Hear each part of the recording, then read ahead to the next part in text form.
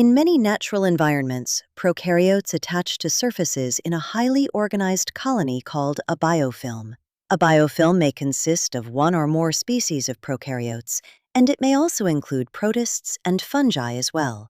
As a biofilm becomes larger and more complex, it develops into a community of microbes. The cells within this community communicate to each other using chemical signals. Members of the community enjoy a division of labor. Biofilms can form on almost any type of surface, including rocks, organic material, including living tissue, metal, and plastics.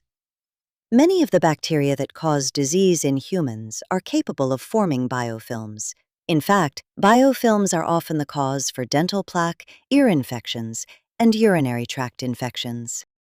The structure of biofilms makes these infections exceptionally difficult to treat. Antibiotics may not be able to penetrate beyond the outer layer of cells, leaving much of the inner community unharmed.